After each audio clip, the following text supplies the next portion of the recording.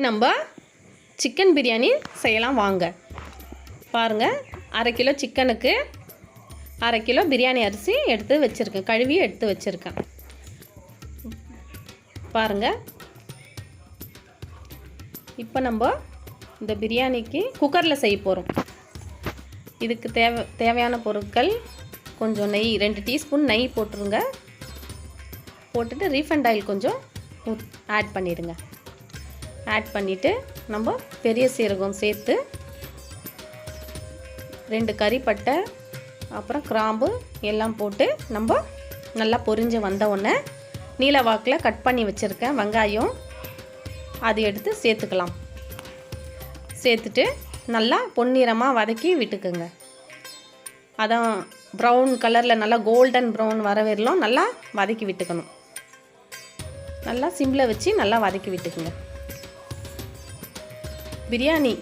பிரியாணி வந்து நல்லா வாசனையாக இருக்கணுன்னாக்கா கொஞ்சம் நம்ம சிக்கன் மசாலா, பிரியாணி மசாலா, அப்புறம் இது கிராம்பு போடணுங்க. நல்லா போட்டு நல்லா வதக்கி விட்டுக்கணும். பாருங்கள், இப்போ கொஞ்சம் மஞ்சப்பொடி போட்டு நம்ம நல்லா வதக்கி விட்டுருக்கோம். இந்த சாப்பாடு விழுப்புரத்தில் எங்கள் அத்தை இருக்காங்க. அவங்க வந்து நல்லா எல்லாமே நல்லா சமைப்பாங்க. அவங்கள பார்த்து தான் நான் வந்து இன்ஸ்பயர் ஆகி இந்த சமைக்கிறதுக்கே நான் ரொம்ப விருப்பப்பட்டு சமைக்கிறேன். இருந்தாலும் அவங்க அளவுக்கு அடிச்சிக்க முடியாது. இருந்தாலும் ஓரளவுக்கு நான் நல்லா சமைப்பேன். நம்மளை வந்து நம்ம தான் மோட்டிவேஷன் பண்ணிக்கணும். யாரும் நம்மளை மோட்டிவ் பண்ண மாட்டாங்க. நம்ம லேடிஸ் வந்து நம்மளே தான் நம்ம மோட்டிவ் பண்ணிக்கணும். பாருங்கள், இந்த சமயத்தில் டொமேட்டோ ஆட் பண்ணுங்கள். அப்புறம் கொஞ்சம் மின்ட் போட்டு ஆட் பண்ணுங்கள். போட்டு நல்லா கிண்டி விட்டுக்குங்க. நல்லா வதக்கி வரணும். நம்ம எவ்வளோ நேரம் நல்லா வதக்குறோமோ பிரியாணி அவ்வளோ டேஸ்ட் நல்லா கொடுக்கும். பாருங்கள், நாங்கள் நடுவில் கொஞ்சம் புதினா இலை கலந்து விட்டு இருக்கோம். ஏன்னா ரொம்ப வதங்கிட்டாக்கா அது ஒரு மாதிரியாக இருக்கும். அதனால் வந்து கொஞ்சம் அடிக்கடி போட்டு நம்ம வதக்கின்னு இருக்கோம். அந்த ஃப்ளேவருக்காக கொஞ்சம் பிரியாணியும் பார்க்குறதுக்கு கொஞ்சம் நல்லாயிருக்கும். அதனால் நம்ம வதக்கிட்டு இருக்கோம். இப்போ இஞ்சி பூண்டு பேஸ்ட்டு வச்சுருக்கேன், அதை கொஞ்சம் சேர்த்துக்குங்க. சேர்த்துட்டு நல்லா வதக்கி விட்டுக்கோங்க. பாருங்கள், நல்லா வதங்கி வருது பாருங்கள். இந்த சமயத்தில் நம்ம அலசி வச்சுருந்த சிக்கன் எடுத்து நம்ம சேர்த்துக்கலாம். நல்லா சேர்த்துட்டு நம்ம இப்போ வதக்கி விட்டுக்கலாம். சிக்கனோட அந்த மசாலா நல்லா சேரணும். அந்த தக்காளி, வெங்காயம், அந்த பச்சை மிளகாய், மின்ட்டு எல்லாமே கொஞ்சம் நல்லா சேர்ந்தால் தான் கொஞ்சம் நல்லா ஃப்ளேவராக வரும், ஃப்ளேவர் கொடுக்கும். பாருங்கள், இப்போ நம்ம அரைச்சி செய்ய போகிறதில்ல மசாலா. நம்ம ரெடிமேட் மசாலா போட்டே நம்ம ஒரு சிக்கன் பிரியாணி எப்படி செய்கிறதுன்ட்டு நம்ம இந்த வாட்டி பார்க்கலாம்.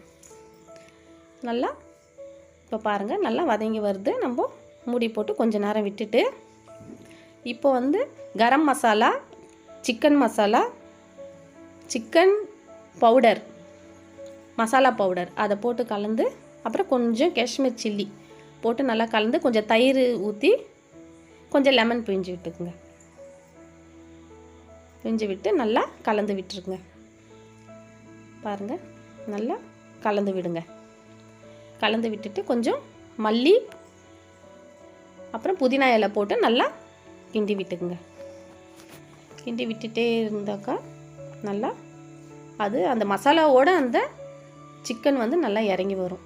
இப்போது நம்ம ஒரு 1/2 கிலோ அரிசிக்கு நம்ம 2 கிளாஸ் தண்ணி ஊற்றணும். நல்லா பெரிய கிளாஸ். 1 கிளாஸ் அரிசி போட்டால் 2 கிளாஸ் தண்ணி ஊற்றினாக்கா கரெக்டாக இருக்கும். இப்போ மூடி வச்சுட்டு பாருங்கள், நல்லா கொதி வந்துச்சு. இந்த சமயத்தில் நம்ம அரிசி எடுத்து சேர்த்து நல்லா கிண்டி விட்டுட்டு நல்லா கிண்டி விடுங்க. அப்போ தான், இல்லைன்னா அடி பிடிக்கும். அடி பிடிக்காமல் இருக்கணும்னா நல்லா கிண்டி விடணும். பாருங்கள், இந்த சமயத்தில் உப்பு காரம்லாம் பார்த்துக்குங்க. இப்போ நம்ம மூடி வச்சுட்டு அடுத்து மீன் ஃப்ரை பண்ணலாம் வாங்க. இதுக்கு இஞ்சி பூண்டு பேஸ்ட்டு, கார்ன்ஃப்ளவர் மாவு, அப்புறம் அரிசி மாவு, அப்புறம் 65 பவுடர், கொஞ்சம் காஷ்மீர் சில்லி பவுடர் போட்டு நம்ம ஃப்ரிட்ஜில் ஒரு 10 நிமிஷம் நல்லா ஊற வச்சு ஃப்ரீசரில் வச்சு எடுத்துருக்கோம். ஏன்னா மசாலா அப்போ தான் நல்லா ஒட்டி வரும். பாருங்கள், இப்போ நம்ம பிரியாணி நல்லா ஃப்ளேவரோடு நல்லா வெந்து வந்திருக்கு பாருங்கள். இப்போது இந்த பொரியல் பண்ணோம் இல்லையா நம்ம, அது எடுத்து வைக்கலாம் வாங்க.